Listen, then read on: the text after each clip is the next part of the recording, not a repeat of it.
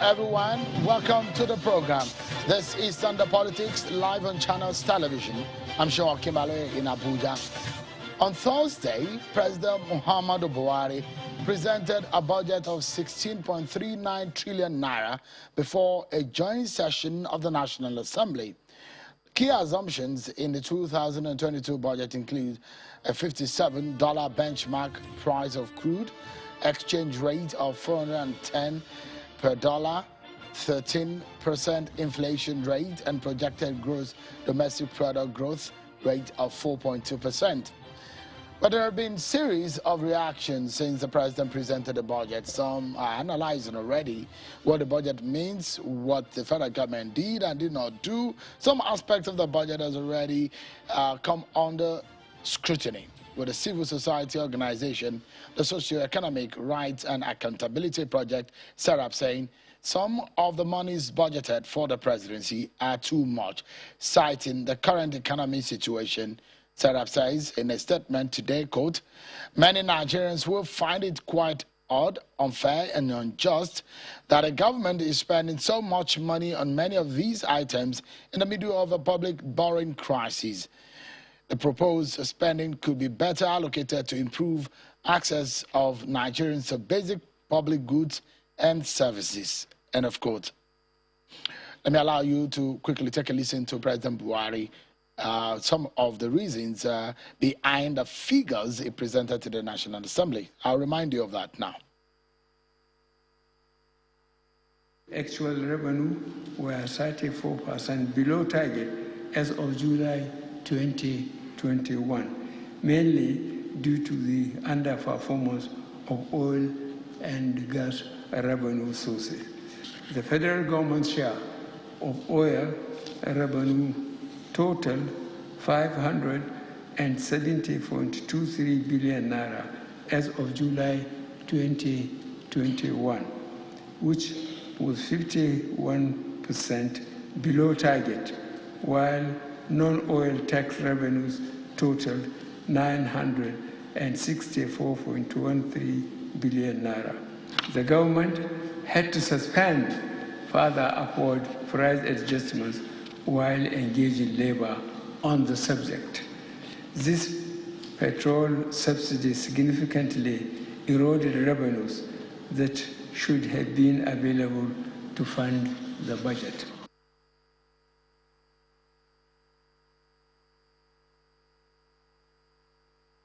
President Muhammadu Buhari, when he presented the budget to the joint session of the National Assembly on Thursday.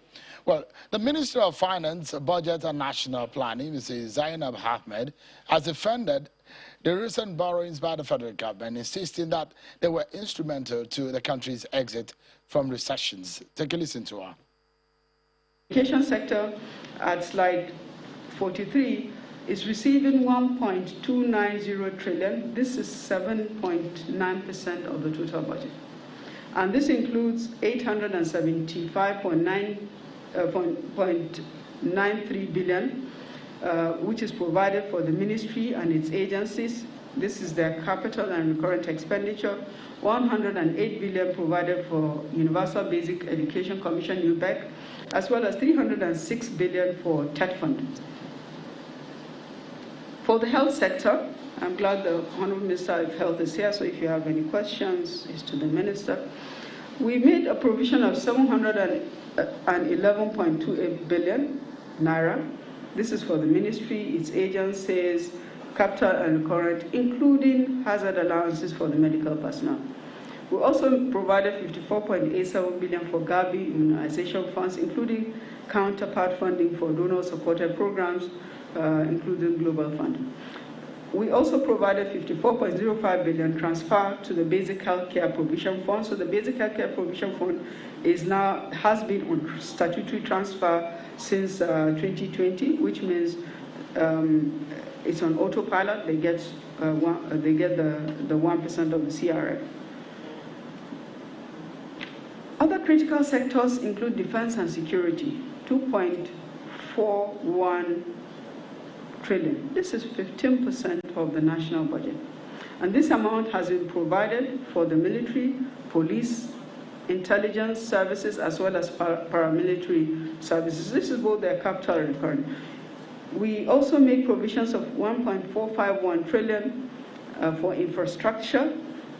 This is representing 8.9% of the budget, and this includes provisions for power works and housing, transport, water resources, and aviation. The social development sector got a provision of 863 billion. This represents 5.3% of the budget. This amount is provided for the social investment program, as well as the new national poverty reduction and growth strategy program. So to round up, the 2022 budget is expected to further accelerate the growth of the Nigerian economy. We're optimistic that attaining more inclusive growth as we focus on achieving our objectives of mass job creation and lifting millions of citizens out of poverty. Early passage of the 2022 bill for implementation by 1st of January will significantly contribute towards achieving government macro-fiscal and sectoral objectives. However, revenue currently remains our main fiscal challenge, and we're putting all efforts to make sure that the strategic revenue growth initiative targets are met. Well, you heard the Minister of Finance there, Mrs. Ahmed, explaining the reasons behind some of the things that the President presented and the reasons behind what the federal government has done in the 2022 budget. But it does look like SERAP, for example, as an organization, is not happy with what is being done. Let's take a look at some of the figures that SERAP has drawn out to say that they are not the kind of figure we should be seeing, especially because of the situation the nation is in. So, for example, these are some of the figures, according to SERAP, that have been obtained that we can find in the budget. According to SERAP, SERAP says 26 billion naira is being budgeted for medical center, building of medical center, travels, meals in the presidency for 2022. So these are the highlights of it. The construction of the presidential wing of the medical center, general travel and transport, the figure is there, foodstuff and catering material supplies. If you flip the page to what they presented to us for the office of the vice president, you see what SERAP is saying, that these are figures that should not be within the budget. So that's for the office of the president. It also captures the office of the vice president. All right, then, let's hear from SERAP and get their own thoughts on these 2022 budget. I'm being joined by the Executive Director of the Socio-Economic Rights and Accountability Project, SERAP, Mr. Adetokunbo Mumuni. He joins us from our Lagos studio. Thank you so much, Mr. Mumuni, for your time tonight. What exactly is the grievance of SERAP, or the misgivings SERAP has about this budget, first and foremost, based on the statement you released today? Thank you very much. It's a pleasure being here. The position we take is that when budgets are made, the very first thing that should happen is what will benefit the people. When you now want to expend something close to 21 billion naira on construction of a presidential wing, a presidential hospital, more or less. So what is in it for the Nigerian people? Granted, the hospital to be constructed will be there for all times, but the people must first of all survive. That is very, very important. So a lot of other expenses are also mentioned in the budget that we believe that are too gigantic, not specifically in the interest of the Nigerian people. So that, to us, is what we have observed. And if we are saying the standard and the purchasing power of Nigerian people has diminished so seriously, then we must be doing something to enable Nigerians to be able to spend economically and effectively. Nigerians in their masses, not the government. Because when you budget, the idea that should be in your mind should be for the people, not for the government. Government is about the people making their life more comfortable, making their life more better, not the people who are in power. That is what we have seen in this proposal, which has already which the president has submitted to the National Assembly and which has been approved. Okay, so Mr. Mumuni, if you look at it, it does look like your major grievance or what you do not like in the proposed 2022 budget is the construction of the presidential wing of the medical center, which according to you, because I'm not privy yet to the details of the budget. We just have the budget in segments as presented. Those are what we have. But you have access to some of these details, maybe from the point of view of the from the National Assembly. But what would you be expecting, more or less, from the presidency? You're saying that if you're asking them not to construct, is it a figure that is too much, or you're asking them not to construct? What would you advise differently? Now, I believe that amount, about 21 billion construction, I think that should be scaled down. What to me should be the concern of the Nigerian president, if elected by the people, must be what should go to the people of Nigeria. What will be in their best interest. That is what is important, not the enjoyment and the comfort of the president. I appreciate that the president went abroad for medical treatment. That is also things that should be looked into. But when you are looking into that, you should not now amass such volume of money for the construction of presidential wing hospital. That to me is too much. What should be the focus of the Nigerian president should be the Nigerian people. What benefit that budget will bring to the Nigerian people, not what the president or the presidential people will benefit in terms of taking care of their health. What is the government doing about the health of Nigerian people? How will Nigeria be able to access health in the real sense of the word, so that we don't end up spending money for the people who are supposed to serve Nigerians rather than serving Nigerians in their multitude? So if you look at some of the things that you've said, you've asked that they scale down on the figure, Yes. and you've given the National Assembly 14 days. You've also asked that the presidency should send a supplementary budget of an adjusted figure of what goes into the presidency in terms of the construction of the hospital, the purchase of vehicles, the purchase of stationaries, the purchase of software for computers. If that is not done after the 14 days that you have given, what would you do?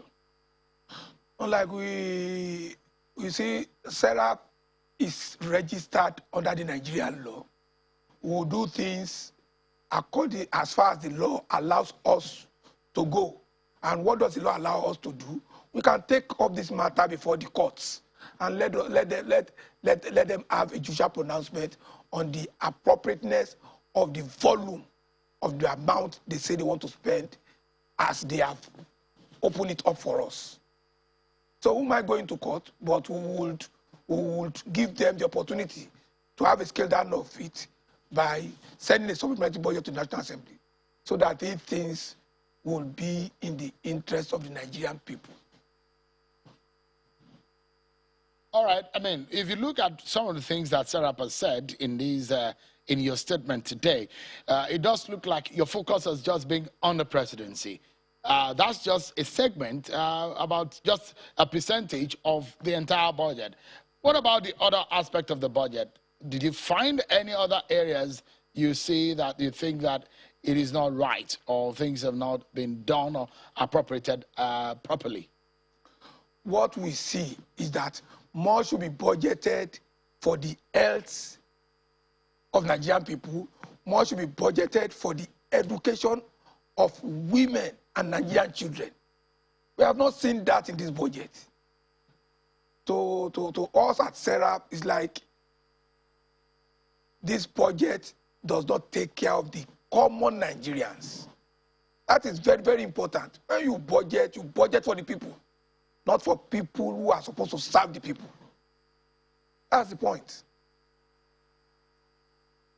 Mr. Adetokunbo Mumoni, the Executive Director of Serap, thank you so much for your thoughts. And we will keep up with the scrutiny of the budget and ask those who are in the know. You've brought out one area, and I guess in the coming days, the National Assembly will be scrutinizing the budget more and we'll be hearing more. Thank you so much for your thoughts tonight. It's a pleasure being here. Thank you. Let's talk some politics now. The National Executive Committee of the People's Democratic Party, PDP, has approved the report of the governor of Enugu State, Ifeanyi Ogwuanyi-led zoning committee. This means that all positions currently occupied by the South will go to the North and vice versa. And the date for the convention has been put at the 30th of this month. The governor of Bauchi State, Governor Bala Muhammad, is asking the party to explore the option of a consensus candidate where necessary, but to desist from imposing a candidate on the people. The governor stated this on the sideline of the meeting with the PDP Convention Organizing Committee in Abuja. Take a listen to Governor Muhammad. Democracy is about consensus, but certainly election and electoral processes can be reduced by having a converging point on an individual, and that would have reduced the disparaging issues within the party. The ideal thing is to have a consensus candidate where we will not have consensus, we will not practice imposition or impunity. Election will be conducted thoroughly. But we have seen that we have resolved the issue of zoning. PDP is a matured party. We have always done it within the experiences that our people have garnered over the years and what we have been able to do for this country. We have learned our mistakes, and we are not going to play to the gallery the way and manner our detractors or our competitors want us to be. We will always resolve our issues. So zoning is over. We have really come over this issue. What we are looking forward is to the emergence of a chairman from the North who will give us the leadership that we require to form a government in 2023. Governor of Bauchi, Bala Muhammad. But the chairman of the Convention Organizing Committee and the governor of Adamawa State, Amado Fintiri, says it is too early to discuss consensus, even though the party's constitution provides for the practice. Take a listen to him. Organ of the party have taken decision, and which is the National Executive Council. And I think that decision is final. It is binding on all of us members, and will abide by it, and that is what we are working on. It's too early for us to discuss consensus at this stage because this is a democratic party. It is opened for contest, and if the issue of consensus so arises also, it is captured in our constitution. All right, you heard him. So let's get some insight into some of this matter. I'm now being joined by a former Minister of State for Housing and Environment during the Shagari's first term in office, and the Minister of FCT during the Obasanjo's first time. He's a member of the PDP National Executive Committee. Actually, Ibrahim Bono joins us here in our Abuja studio. Thank you so much, Your Excellency, for joining us tonight. Thank you very much. Do you think NEC, as it has approved the zoning arrangement in the party, and at the end of the day, throwing the zoning for the presidential seat open, do you think that is the right thing to do? This is the decision of the National Executive Committee. There are other bodies which set to discuss the zoning formula before bringing recommendation to the National Executive Committee. And almost every member of NEC had attended the meeting where this decision was taken. Therefore, it is a unanimous decision, and the party believes this is going to help the party in its pursuit in the future. I have a sense that your party is very conscious of the political climate. And it gives me a feeling, because each of the leaders of the party have talked about the opposition. It does look like, I mean, for the first time in a long time, your party seems to be very conscious of the opposition. Is your party afraid of the APC? Well, PDP wouldn't be afraid of any party. Even the APC? Even the APC. Why? But in politics, you do not underestimate your opponent. And it is only a normal process for you to consider the presence and the strengths of your competitors. In taking our decision to zone the national chairman of the party to the north, we didn't consider any other party's position. We considered what is most expedient for our party. We even suspect the APC is waiting to see the position taken by PDP before they take their position on such zoning issue. So if you say, are we afraid? No, it's not afraid. But have you played into their hands? Have you played into the APC's hands? No, we are very careful. We know what we're doing. We know what we're doing.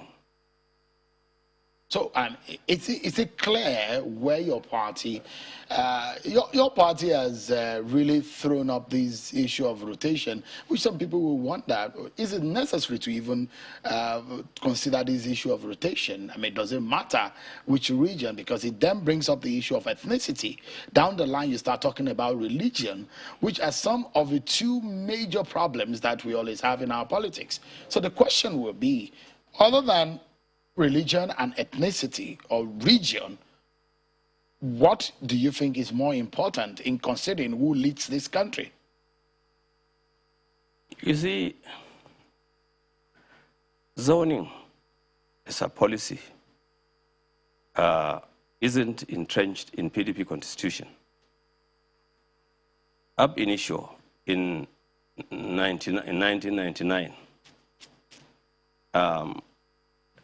there was a very extensive discussion before arriving at zoning the presidency to the south. This was done in response to the general political climate at that time. You can call that is electoral strategy if you want at that time, because the June 12 crisis was prevalent in our mind. And in order to give all parts of the country a feeling of belonging, a feeling that the party is sensitive to the psyche or to the worries of various components of the country. So the party took decision to zone it to the south and the presidency at that time. It was not at that time called a zoning rotational. It wasn't discussed like this. At that point in time, it was considered as a political strategy to put up somebody from the south so that the rest of the country would not feel that the north or any other part of the country is dominating them. And you know how Abiola's election was annulled, and eventually he died in that in the process of detention and prison. So in order to assuage their anger and worry from that part of the country, it was decided at that time to zone the presidency to the south. This did not stop anybody from the rest of the country to seek for nomination. Like Abubakar Remi, late Abubakar Remi, went and contested the primaries. But because the majority of the party had taken that decision, it went, the nomination went to President Obasanjo. And so zoning at that time was done because of responding to what was the worry in Nigeria at that time. And I will say, Your Excellency, that not all rules and laws are written. I mean, you make reference that it is not in your constitution. Any rule, any regulation that guides the association of people is seen as a law. It might not be cast in a written or a book such as a constitution. Yes. But you have played by that rule for several years. That's true. Yes, so that's true. I'm coming to the explanation. What makes it? I am coming to what makes it less of importance now? When President Obasanjo was elected, and he had done one term, there were agitations from people that the presidency should come to the north or whatever it is, but this was suppressed, or people were convinced that they should allow President Obasanjo to do eight-year terms, second term. And when President Obasanjo finished, or was finishing, then the people from the north in the party now went agitating that let the presidency now come back to the north. This pursuit, this dialogue to bring the presidency to the north after President Obasanjo 8 years, now started the process of entrenching the rotation in our psyche.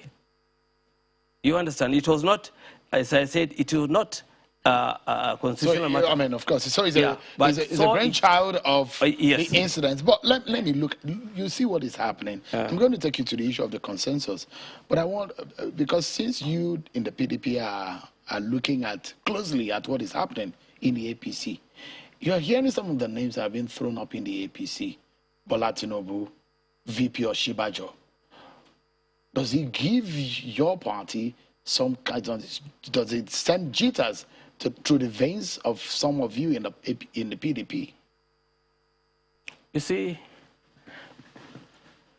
nobody goes into election to lose, whether it is the APC or us in the PDP.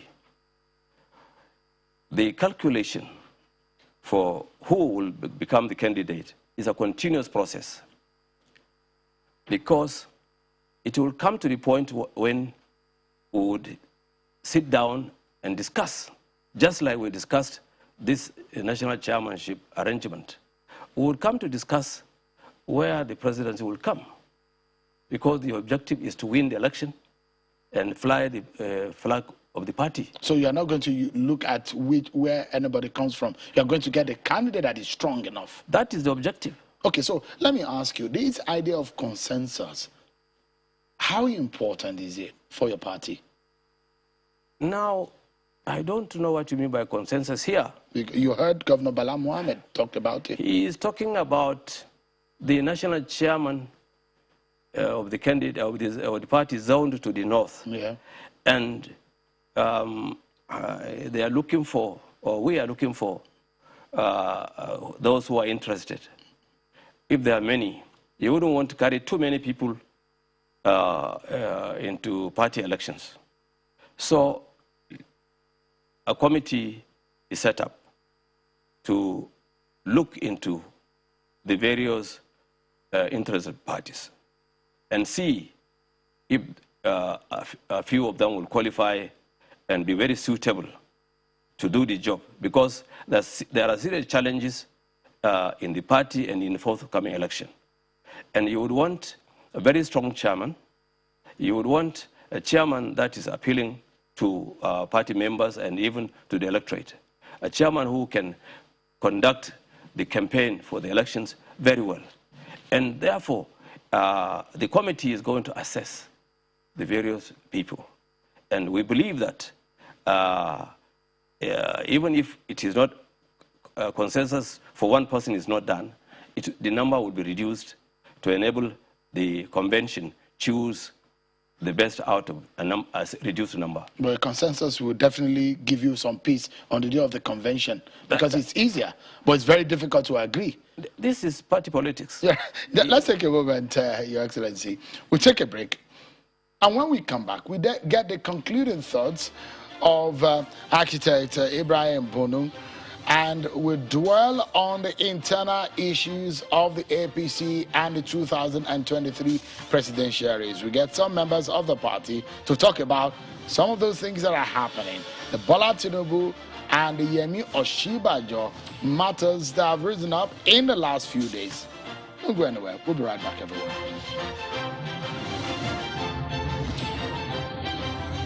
Thank you so much, everyone. Welcome back. Let's get the closing thoughts of architect Ibrahim Bono, a former Minister of State for Housing and Environment during the Shagari's first term, and a Minister of FCT during the Obasanjo's first term. Thank you so much for coming tonight, architect Bono, who is also a member of the NEC of the PDP.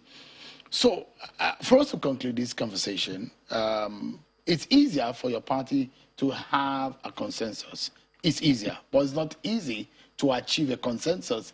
So, in a nutshell, you lost election in 2015.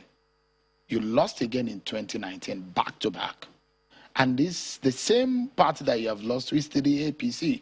And you're going to go up against the APC in 2023.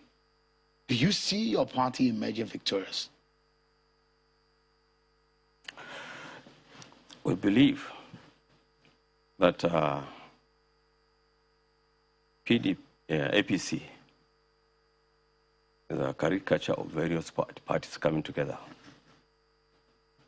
Already, there are differences. The components are showing their true colors. PDP has been the party for the last 20 years. Yes, we lost in 2015. And at that time, the circumstances were such that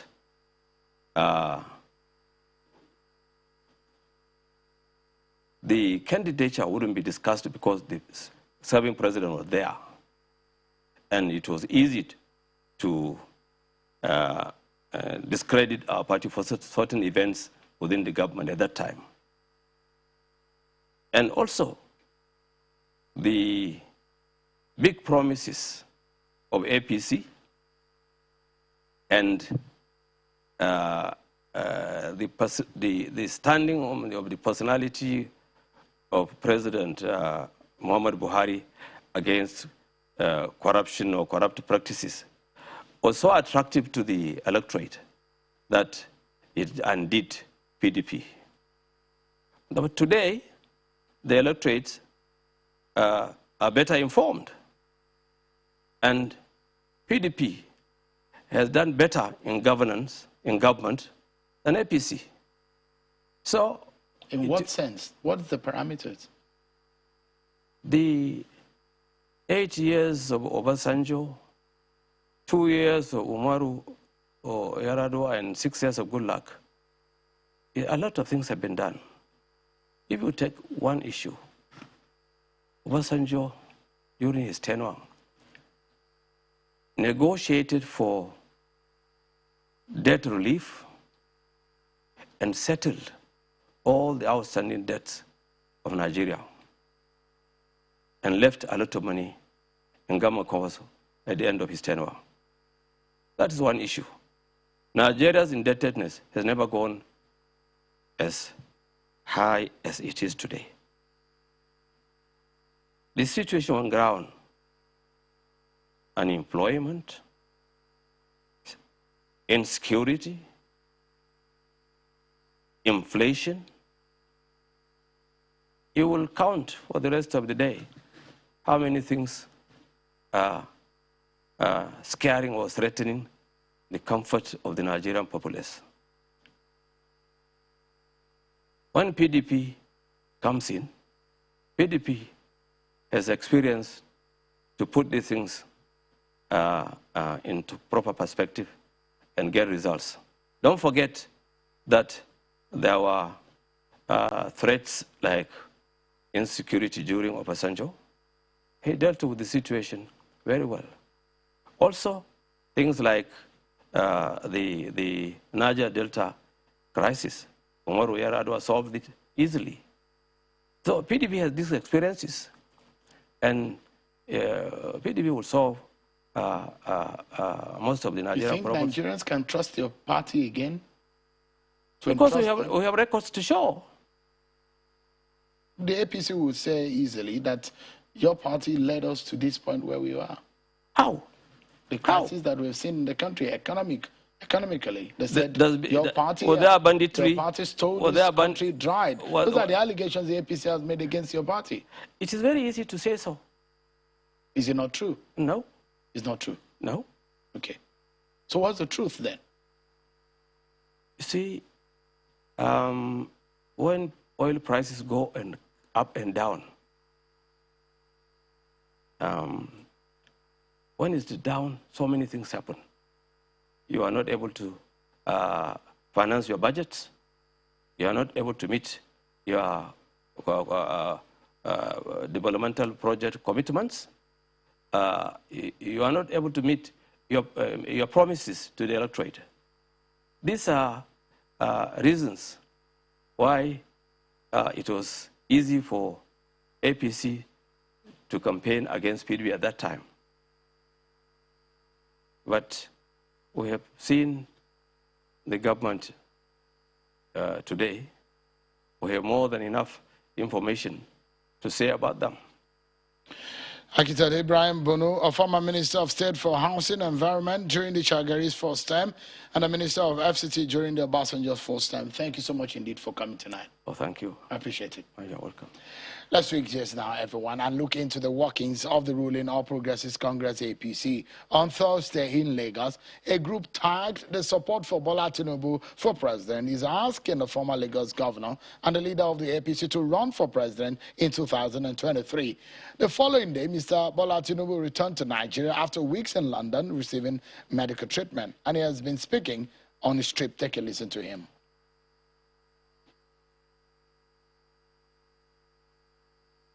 I'm a little emotional, but I'm happy.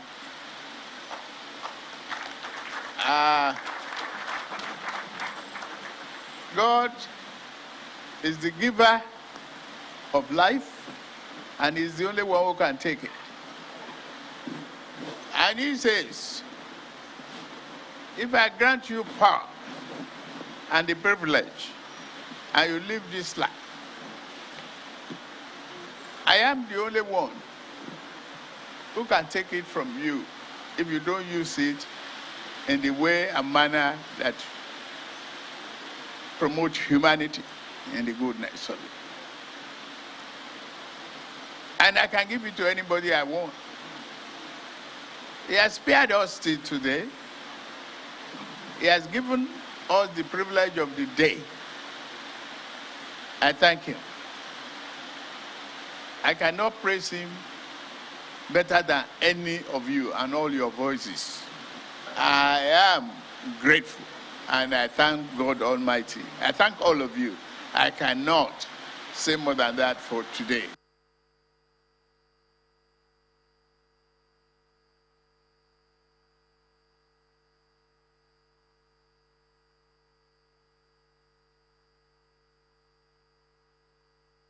While a group known as the Progressives Consolidation Group is said to have been given official approval from the APC leadership to convert support for the Vice President, Professor Yemi Osinbajo. We hope to be hearing from that group tonight on the program. But meanwhile, I have with me in the studio Mr. Daniel Buala, who will be speaking on the agitations of some of the groups in the APC who are alleging imposition and are not happy with the idea of consensus. They are seeking a rebirth of the party. We had one of the members of the group last week. Let's speak with Mr. Daniel Buala now on some of these issues within the APC. Thank you so much, Mr. Buala, for joining us tonight. It's good to see you again. Thank you. The issue of consensus is causing troubling your party. And just in the past days, we had members of the party who are asking that there must be a rebirth of the party. And what they are afraid of is that what they tagged imposition is going to bring the party down. Well, what I've always known, first of all, thank you for having me. I've always known about politics is that the foundation of it is negotiation. And sometimes when you come to the negotiating table, some people might have upper hand over the others. And sometimes there's horse trading. Sometimes there has to be some understanding where you concede to some and you let some go. I have never seen any political party and at any material time where decisions are to be made, whether in the emergence of ESCOs of the party or ticket bearers of the party, where you will not find one or two of minute people in the party complaining about one thing or the other. Based on what I have followed, the individuals who are alleging imposition, I think they are minute. I saw in your interview the other time when they issued a press statement, there were very few. And the basis for the complaint that they were given, I'm still yet to grapple, because first of all, the Constitution of the party, Article 20, makes clear as the process of emergence of executives of the party through democratically conducted election. But it also says we are necessary by a consensus. However, when a consensus is reached, then the evidence of that should be by either a show of hand or by a vote. Now, consensus, the idea of consensus, this one doesn't matter whether it is APC or PDP. The idea of consensus is to minimize cost, to avoid wrangling, to avoid discord, and sometimes to be able to show that there is unity in the party. Now, even if you meet a blind man on the street, if you look at APC in the last 1 or 2 years, there is a marked stability in APC. There is a marked marketability of the party, and which is the reason why you are finding a lot of people coming into the party. So the allegation of imposition, well, they need to substantiate that. You have to be able to substantiate, because when they talk about consensus, is that a group of people who have to come together, stakeholders in every jurisdiction. And oftentimes the battle is between the incumbent and the former. The structure that you have had before and the person who is holding the structure. So the tussle over which structure should emerge would always be an issue. But the most important thing, and what we believe to be the guiding factor in the way we operate as APC, is to ensure that whatever we do is guided by the constitution of the party. And in this case, consensus is part of the constitution. So in the words of the group, right, and one of their representatives was right here on the program, and they are afraid, and according to them, they said, in fact, what happened during the Adams Oshomole era, which led to the Extraordinary Caretaker Committee, is happening again now.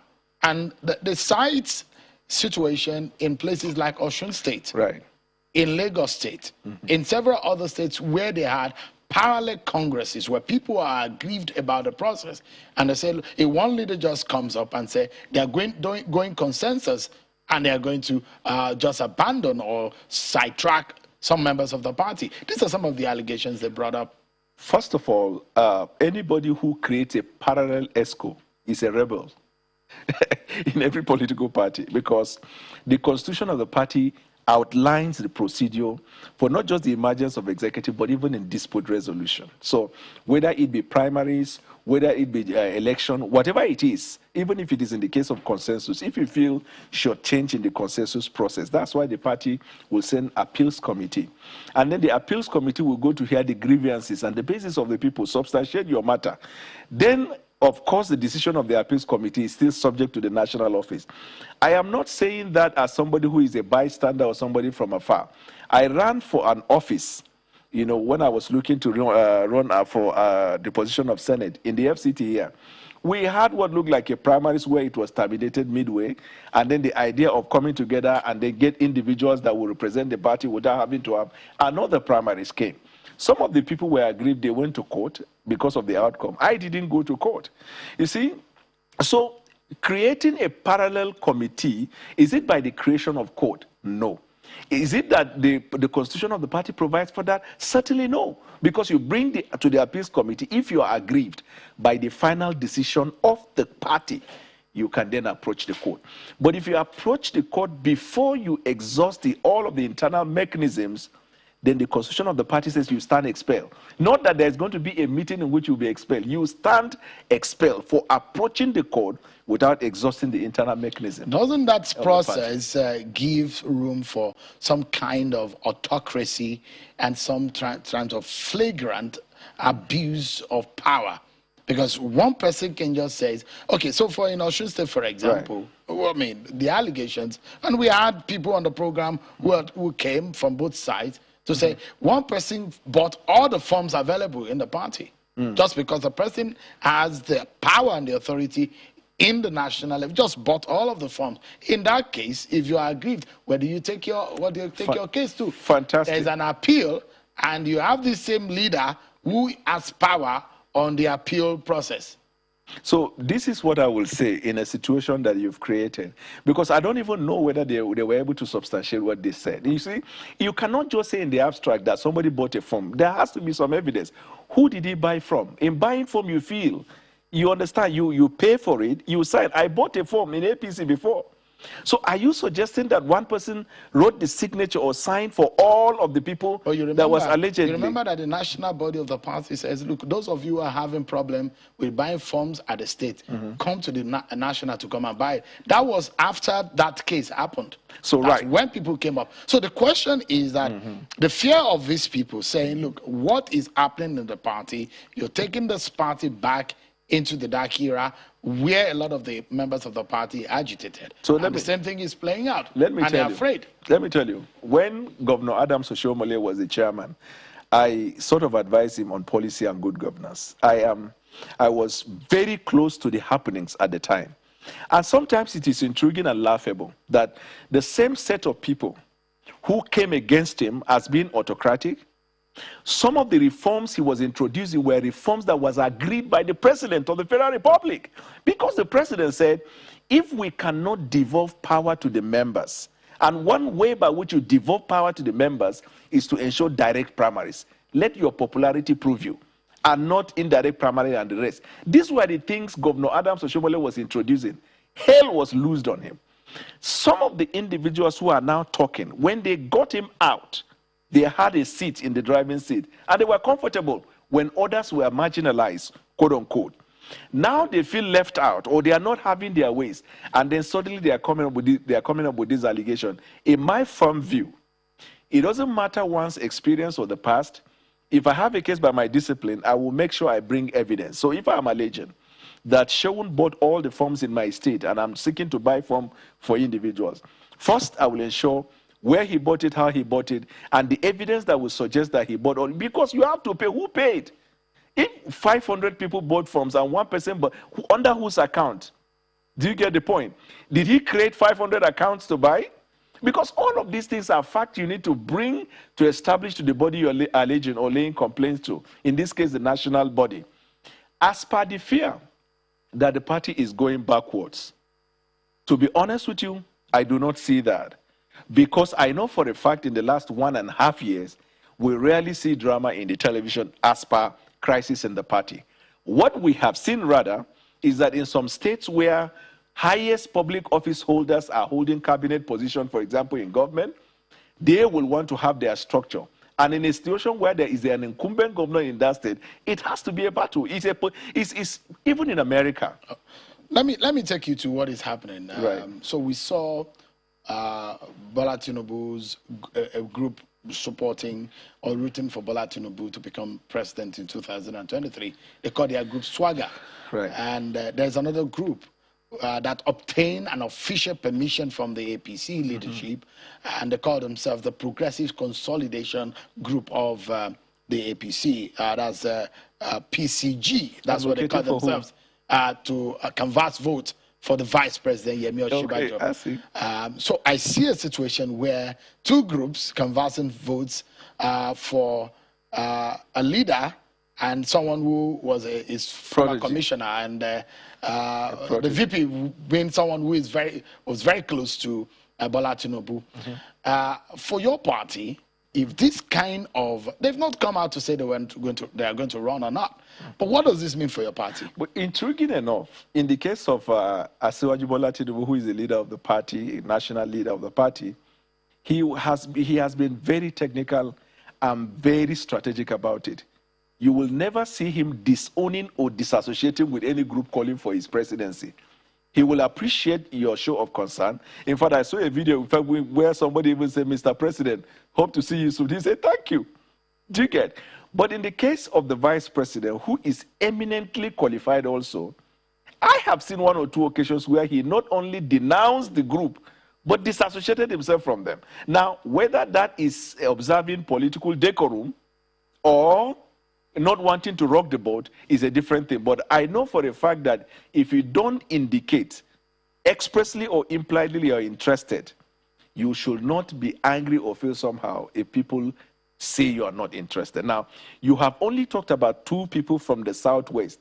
There are 5 other individuals from the Southwest you haven't even mentioned, making 7. You go to the South-South, you are looking at 5. You come to North Central, you are looking at 3. You go to Northeast, you are looking at 2. Now, this is why sometimes the consensus in that place. At the end of the day, you have close to 15 people, and all of whom are eminently qualified. You need to create time when we will talk about presidential hopefuls in APC, and then we can bring their resume, so to speak. Yeah. Yes, for people to judge. But these are 2 people that the other people, they've been, in the realm of permutations of analysts, right, and side talks in the political realm. But for a fact, the people that we know, I've had a conversation with the governor on the program who said that he's rooting for the vice president. Should he decide to run? Although the vice president said, I'm not interested, I want to focus on the business of government. But I'm looking at the quality of these 2 people that have officially been thrown up, at least publicly, on television, in the media that we know. What does this mean for your party? Because I spoke with the PDP chieftain here, who said, well, they are monitoring what is happening in the APC, but they're not afraid of your party. Are these candidates worth the kind of fear that PDP should be having? First of all, these 2 candidates you've mentioned, each of them can cleanly defeat any candidate that comes out of PDP, except if the candidate is Atiku Abubakar. At a better time, we'll talk about the dynamics, not that he would defeat them or they would defeat him. That is one. And then number 2, I think it is disingenuous to only focus on 2 of them, because I have also heard some governors, 1 or 2 at least, who have thrown their weight behind Governor Yahya Bello. Yes, I'm aware of Governor Yahya Bello and those rooting for him. Right. I'm not sure he has personally also come out to say, I am running. But people have been talking about him wanting to run. Yes, and because he represents the youth, he is also a 2-time governor, and who is also leading as far as security issues concerned. I don't know any state in Nigeria that has been able to tame insecurity like, Kogi. So he too will come to the table with a case. You have not gone to the South-South. People like Governor Rotimi Amechi, people are also rooting for him. People like Timi Presilva, people are rooting for him. The PDP man that came to our party, Akpabio, people also are rooting for him. If you come to the Northeast, there are individuals who are saying, okay, if we can't get presidency, let's get the vice presidency. And you find governors each pointing at 1 or 2. This is too early for me to sit and say who is the standout. But you are close to power. Yeah. What is the body language of the president looking like? To finish his 2nd term. I'm just being honest with you. Yeah. You cannot find one person who can tell you categorically that the president is supporting this candidate or that. Anybody who tells you that they are name dropping the president, it's not true.